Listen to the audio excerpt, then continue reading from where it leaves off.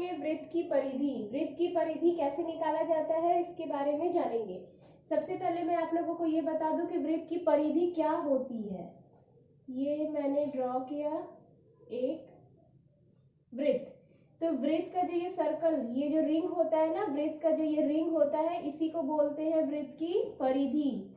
ये जो रिंग होता है इसी को बोला जाता है वृत्त की परिधि।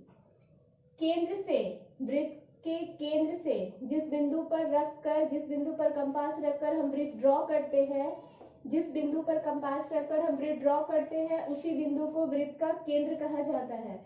तो वृत्त के केंद्र से परिधि पर खींची गई, वृत्त के केंद्र से परिधि पर खींची गई दूरी, वृत्त के केंद्र से परिधि पर खींची गई दूरी को हम अर्धव्यास बोलते हैं। ये हो गया हमारा अर्धव्यास। वृत्त की परिधि से वृत्त की केंद्र से परिधि पर खींची गई दूरी को अर्धव्यास कहा जाता है। तो ये हो गया हमारा वृत्त का अर्धव्यास। अब हम देखेंगे वृत्त का व्यास किसे कहते हैं। ये एक वृत्त है, इस वृत्त में हम देखेंगे ये केंद्र है, वृत्त का केंद्र है। तो वृत्त के केंद्र से जो ये दूरी जाती है, यानी इस परिधि से केंद्र होती हुई जो दूरी खींची जाती है, लाइन खींची जाती है, सरल रेखा खींची जाती है, उसको हम बोलते हैं वृत्त का व्यास। ये हो गया हमारा वृत्त का व्यास। ये अर्धव्यास, जो आधा दूरी है वो अर्धव्यास, इसको बोलेंगे वृत्त का व्यास। यानी कि ये जो सर्कल, ये जो रिंग है वो वृत्त की परिधि है, ये वृत्त का अर्धव्यास है और ये वृत्त का व्यास है। अर्धव्यास को हम स्मॉल r से डिनोट करते हैं। अर्धव्यास को कैसे डिनोट किया जाता है? अर्धव्यास is equal to small r। अर्धव्यास को हम स्मॉल r से डिनोट करते हैं। व्यास का क्या हो जाता है? व्यास का क्या फॉर्मूला होता है? व्यास इज इक्वल टू 2r। यानी जो हमारा अर्धव्यास होता है, ये जो अर्धव्यास होता है उसको 2 से गुना करने से व्यास निकल जाता है। ये केंद्र से यहाँ तक की दूरी और केंद्र से यहाँ तक की दूरी समान होगी। वृत्त के केंद्र से परिधि पर कोई भी दूरी खींची जाती है, वृत्त के केंद्र से परिधि पर कोई भी दूरी खींची जाती है तो उसको अर्धव्यास ही कहा जाता है। वृत्त के केंद्र से परिधि पर कोई भी दूरी खींची जाती है तो उसको अर्धव्यास ही कहा जाता है। तो ये हो गया हमारा वृत्त का अर्धव्यास। ये हो गया व्यास का फॉर्मूला। व्यास कैसे निकालते हैं? अब देखते हैं वृत्त की परिधि कैसे निकाला जाता है। परिधि का फॉर्मूला होता है 2 पाई r। इसको हम लोग पाई बोलते हैं। पाई का मान क्या होता है? Pi is equal to 22/7। Pi का मान होता है 22/7 और इसको हम लोग पॉइंट पे भी लिख सकते हैं। इसका पॉइंट पे भी मान होता है और 3.14। पॉइंट में इसका मान होता है 3.14। तो पाई का मान क्या होता है? 22/7 और इसको अगर पॉइंट में लिया जाए तो पॉइंट में इसका मान होता है 3.14।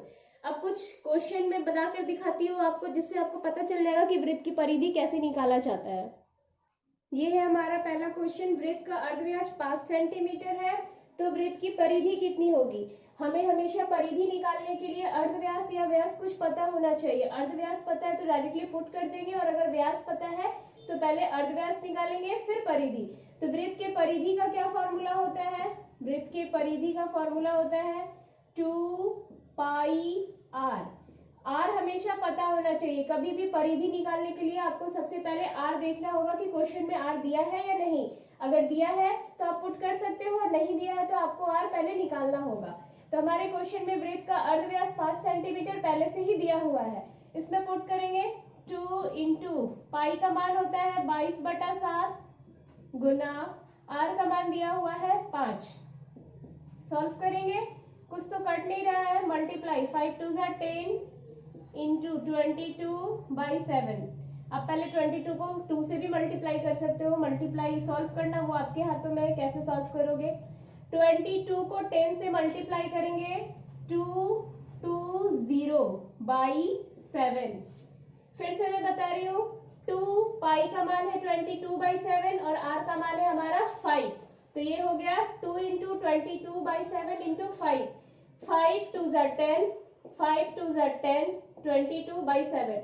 22 10 जार 220/7 हमारा 220/7। 22 इंटू 10/7 220/7। अब 7 से डिवाइड करके इसको पॉइंट में इसका आंसर लाना। मैं आपको डिवाइड करके दिखाती हूँ। 7 से 2 0 को डिवाइड करते हैं। 7 3 जा 21 माइनस 2 से 1 माइनस हुआ 1 0, यहाँ 0। 7 1 जा 7, 10 से 7 माइनस किया 3, यहाँ मैंने 0 पुट किया तो यहाँ डेसिमल पुट करेंगे। 7 4 जा 28 माइनस 0 से 8 माइनस हुआ 10, सॉरी 0 से 8 माइनस हुआ 2 और ये 2 2 0। अगेन यहाँ 0 पुट करेंगे। 7 2 जा 14, ये हो जाएगा 6 और ये हो जाएगा 0। बस हम लोग डेसिमल के 2 पॉइंट तक लेते हैं तो इसका आंसर क्या हो गया 31.42 सेंटीमीटर। इसको डेसिमल में ले जाएंगे तो ये हो जाएगा हमारा 31.42 सेंटीमीटर। तो इस तरह से मैंने निकाला वृत्त की परिधि जब अर्धव्यास दिया हुआ हो। अब नेक्स्ट क्वेश्चन में देखते हैं। नेक्स्ट क्वेश्चन में हमारा व्यास दिया हुआ है। इस क्वेश्चन में है वृत्त का व्यास 6 सेंटीमीटर, तो वृत्त की परिधि क्या होगी। व्यास दिया है, जब व्यास दिया होता है तो सबसे पहले हमें अर्धव्यास निकालना होता है। व्यास है 6 सेंटीमीटर। अर्धव्यास निकालने के लिए क्या करेंगे, इसको 2 से डिवाइड कर देंगे। अर्धव्यास इज इक्वल टू 6/2 सेंटीमीटर। 2 3 जा 6, यानी अर्धव्यास हो गया हमारा 3 सेंटीमीटर। तो अर्धव्यास हमें मालूम है। अब वृत्त की परिधि सेम फॉर्मूला से पुट कर देंगे। परिधि is equal to 2 into pi into R. 2 into pi की वैल्यू 22/7 इंटू 3। यहाँ भी हमारा कुछ कट नहीं रहा है, इसको आपस में मल्टीप्लाई करना होगा। 3 2 जा 6 इंटू 22/7। अब इसको सॉल्व करेंगे, हम मल्टीप्लाई कर रहे हैं। यहाँ मैं मल्टीप्लाई कर रही हूँ इसको फिर से। 6 से 22 को मल्टीप्लाई करें। 6 2 जा 12 कैरी 1, 6 2 जा 12 और 1 13/7। अब 7 से अगेन इसे डिवाइड करना है आपको। रफ में डिवाइड करके देखो। 7 1 जा 7, ये हो गया हमारा 6 2, 7 8 जा 56। 12 से 6 माइनस हुआ 6, ये हो गया 0। अगेन यहाँ पे 0 पुट करते हैं यहाँ पॉइंट। फिर 7 8 जा 56 4 0, 7 4 जा 7 5 जा, तो ये हो जाएगा 18.85 सेंटीमीटर। तो इस तरह से जब आपको व्यास दिया हो तो हम परिधि निकाल सकते हैं, और जब अर्धव्यास दिया हो तो कैसे परिधि निकाल सकते हैं। अब परिधि दिया हो तो अर्धव्यास फाइंड करना हो जब हमें, तब हम क्या करेंगे, जब परिधि दिया हो और हमें अर्धव्यास निकालने के लिए या व्यास निकालने के लिए कहा जाए तो क्या करते हैं वो देखते हैं। क्वेश्चन है हमारा, वृत्त की परिधि 44 सेंटीमीटर है, तो वृत्त का अर्धव्यास क्या होगा। वृत्त की परिधि है 44 सेंटीमीटर, निकालना है वृत्त का अर्धव्यास। अभी हमने देखा परिधि का क्या फॉर्मूला होता है, परिधि इज इक्वल टू 2πr, ये होता है। और परिधि पहले से गिवन है 44 सेंटीमीटर। 2 इंटू यहाँ से r फाइंड करना है। पाई की वैल्यू है 22/7 इंटू r। कट कर रहे हैं 2 से 22 1 जा 22, यहाँ हो गया 1 is equal to 1/7 into r। 7 1 से मल्टीप्लाई होगा हमारा, 7 1 जा 7 is equal to r। That means r क्या आ गया, अर्धव्यास निकालना था, r ही हमारा अर्धव्यास है। r is equal to 7 centimetre.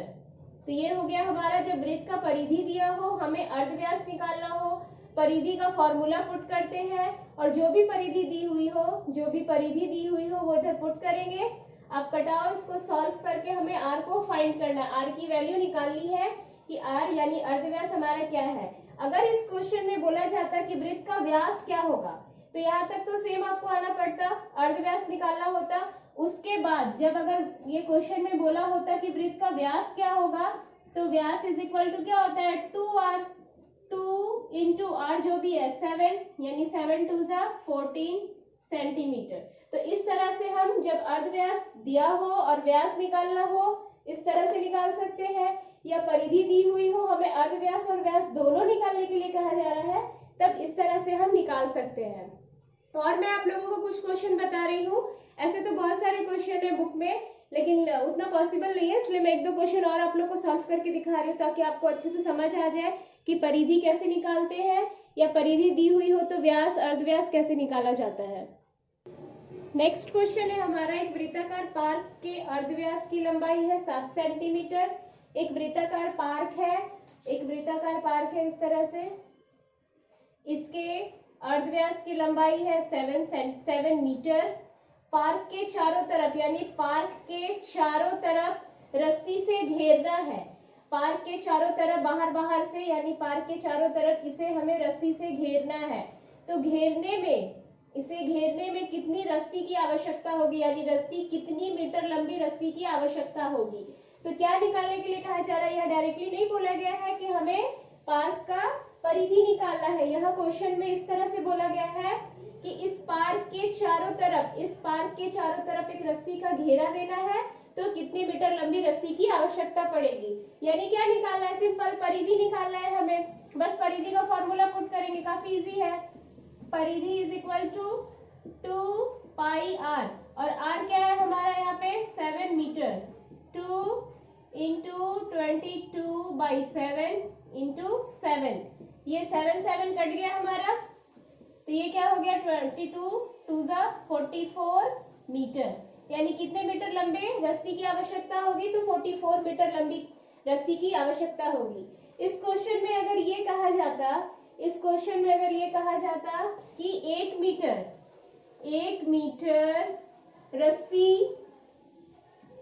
Metre रस्सी लगाने में 5 रुपए खर्च होता है।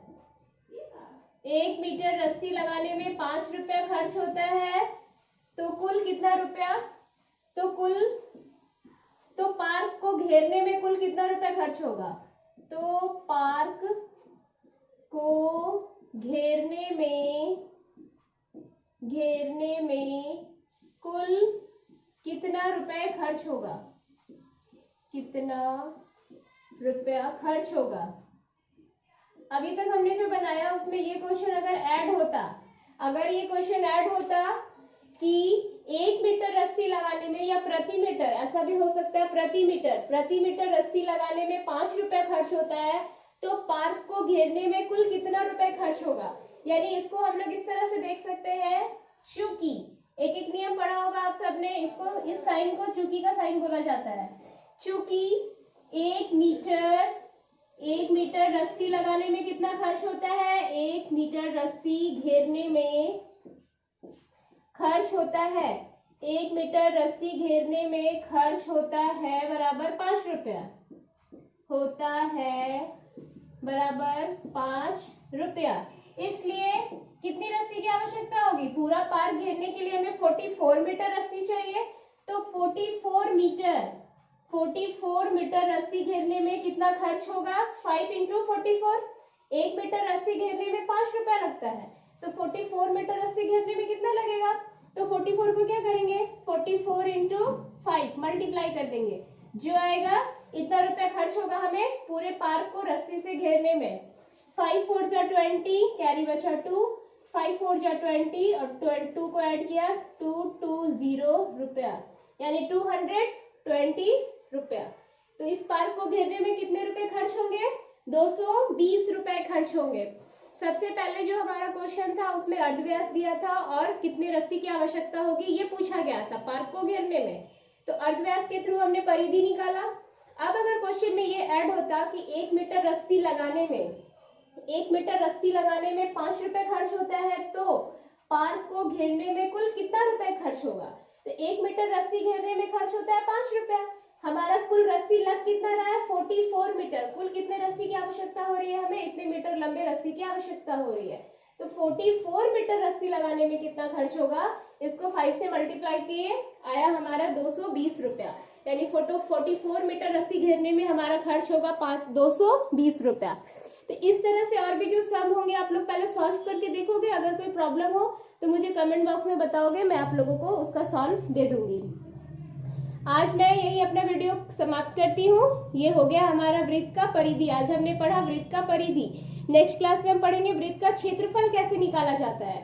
ये वेस्ट बंगाल बोर्ड में क्लास 9 का सिलेबस है। वृत्त की परिधि, वृत्त का क्षेत्रफल, ये क्लास 9 का सिलेबस है वेस्ट बंगाल बोर्ड का। तो इस तरह से मैंने परिधि निकालना सिखाया। नेक्स्ट क्लास में मैं आप लोगों को सिखाऊंगी कि वृत्त का क्षेत्रफल कैसे